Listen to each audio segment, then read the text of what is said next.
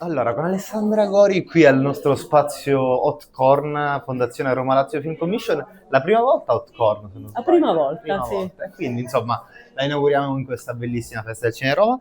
Allora, Capre DM, che ho ascoltato anche poco fa, tra progetti di intermezzo. Sì. Da dove nasce proprio la storia? Allora, la storia, come dicevo, nasce dalla carta stampata, è una storia antica, mi piace dire, perché è tratta da un annuncio letto su questi giornaletti che distribuivano una volta, quando ancora c'era la carta stampata, davano, io sono romagnola di Rimini, davano il fo, no? Nella buchetta. Bellissimo. E io leggevo questa categoria che era altri annunci, cioè tra tutte le categorizzazioni c'era l'inclassificabile, c'erano cose molto belle, tra cui questo annuncio che lessi all'epoca, che era c'è Desi Capra per cena di pesce per due. E io ho voluto C'è stata una folgorazione da un inventarmi una fatto di storia. cronaca. Beh, sì, insomma, mi sono immaginata chi poteva avere avuto anche solo, diciamo, l'idea, no? Anche un po' geniale di dire scambio un animale che ho per una cena di pesce, cioè era uno scambio, secondo me, anche di tipo romantico, non so, Sì, sì, sì, sì. no?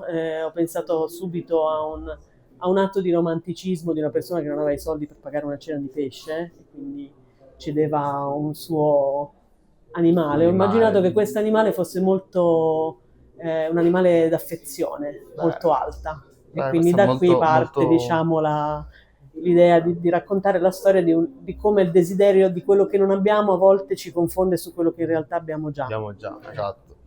No, noi studiando un po', abbiamo visto i tuoi lavori, raccontano spesso fragilità, riscatto, però sempre con una dimensione ironica, se vogliamo, e umana. Come trovi questo equilibrio anche, non solo in regia, ma magari a volte anche in scrittura?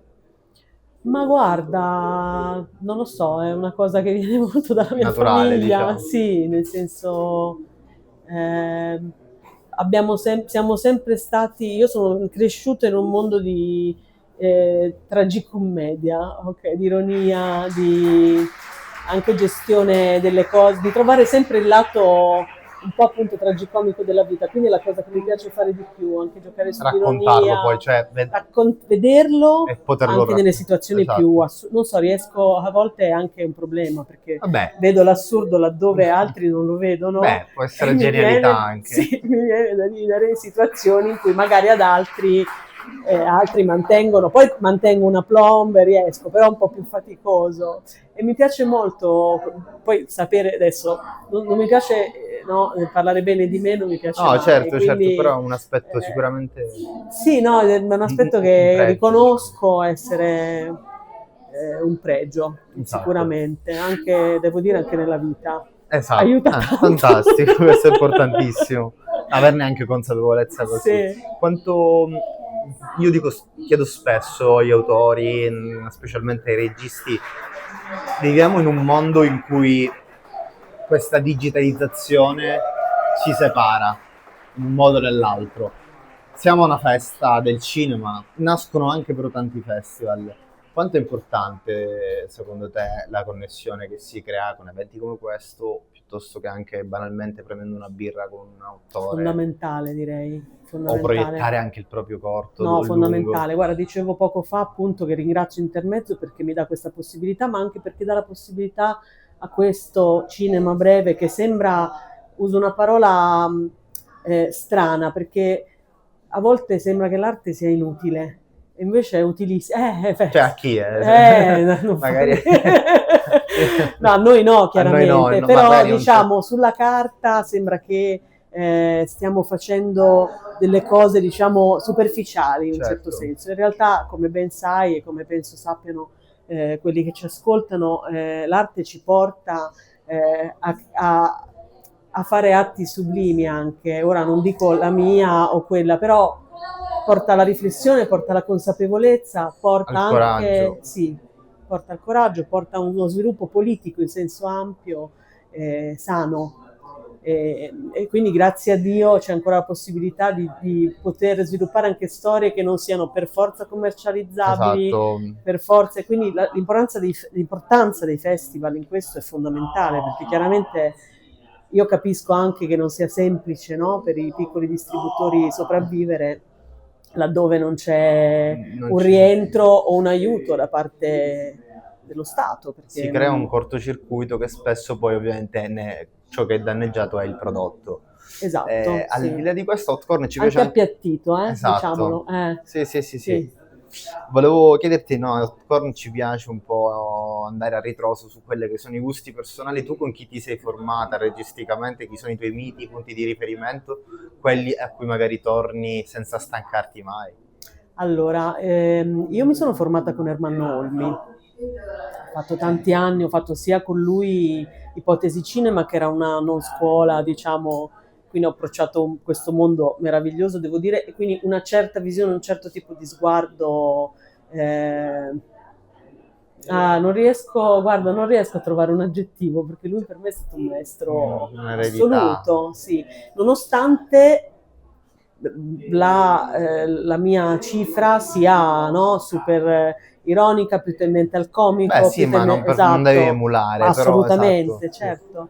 E quindi, diciamo, quella è stata un po' la partenza. Poi io sono una grandissima fan del cinema demenziale, Ah. grandissima. Di che tipo di cinema Ma uno demenziale dei parli? miei film preferiti è Top Secret. Ok. Mel Brooks, i Monty Python, o altre serie tipo Little Britain, questi mondi qua mi piacciono tantissimo, li trovo geniali. Trovo che quel tipo di comicità possa anche arrivare trasversalmente più in là e dire cose a molte più persone di quanto a volte non tendiamo a farlo in maniera molto, Sì, no, impacchettata. esatto, non ho nulla contro, No, anzi, però io in sono realtà ti anche stavo dicendo comunque questo modo negli ultimi anni vediamo che fatica la commedia italiana tantissimo. e quindi il motivo ci deve essere o perché non ci si Sì, esprime ma io credo troppo. non ci sia, forse mi viene da dire, non lo so, ma una mia analisi proprio così spicciola, forse non c'è tanto la possibilità di fare una commedia più autoriale.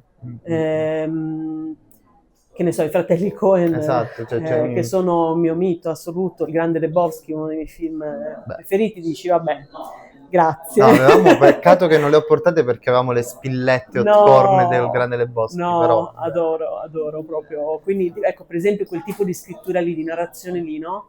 Che entra in un mondo devastato e devastante, ma ti fa ridere di cose devastanti e devastate. Io proprio amo quella cosa lì, perché la vita è questa cosa qua, È secondo vero. me.